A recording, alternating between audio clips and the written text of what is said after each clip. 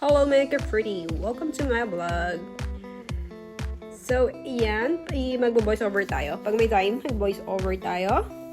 Papakita ko sa inyo mga ka-fruity ang aming pinuntahan ni Papa J. Ito ang Two Tak Sky Bar sa Paris. So, yan mga ka-fruity. Umisa pa ang bebek ko. Isang kiss nga dyan. Mga ka-fruity, ito, makikita ito sa Metro Bibliothèque, I think. And then, nasa hotel siya. Normally, hotel itong pinuntahan namin ito. At nasa 27th floor siya. So, 26 is may restaurant. And then, 27 is sky bar siya. Meron din pagkain, pero hindi kasing fine dining dun sa 26th floor. So, ito, unang-una kaming dumating. Ang opening niya is 4 p.m. So, at 4 p.m. to 1 a.m. I think open tong sky bar na to. Kanyang kauna-una. Nakita yung mga friendly. Wala. Sabi sa amin ng waiter, choose wherever you want. So, yan. Laki kami kasi medyo mainit pa. Mahangin lang sa taas mga ka-fruity kasi po-winter na rito sa France. Pero for the moment, kaya pa naman ng lamig. At saka may araw naman. So, mainit siya. Medyo mahangin lang pero mainit. And ito mga ka-fruity, ayan ang view mula dito sa taas. Kaya, sa lahat na pinuntahan namin, normally, pinakamataas na puntahan namin is Montparnasse na Sky Bar. And then, ito ang second na pinakamataas na nakita namin na Sky Bar. So, ayan mga ka-fruity. Siyempre, happy hour lang kami mga ka-fruity dahil 4 p.m. kami dumating. So, mga ka-fruity, hindi pa sila nag-serve ng dinner. So, nag-serve na sila for tea time. So, mga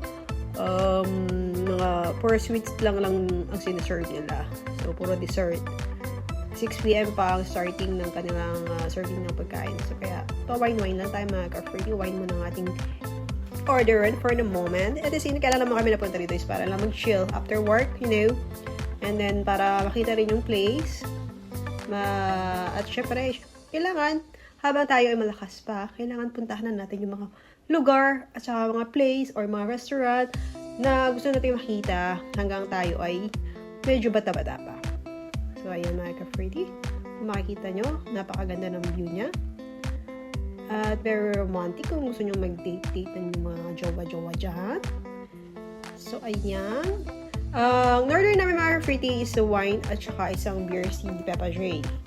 And normally, umorder pa kami ng second round. Ang price nga pala ng isang beer is nasa 10 euro. And then, yung wine ko naman is nasa white wine is nasa 12 euro.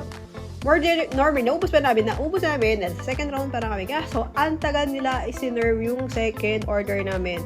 So, ang ginawa namin, pinakancel na namin dahil nga kailangan namin pumunta ba umuwi pa ng bahay. At syempre, nag-antay sa amin si Paul.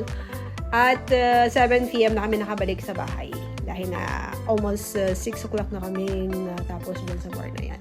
So, yun lang mga ka-fruity. Sana naintindihan nyo yung mga pinagsabi ko for hindi ako magaling masyado mag-voice over. So, have a nice day and bye-bye!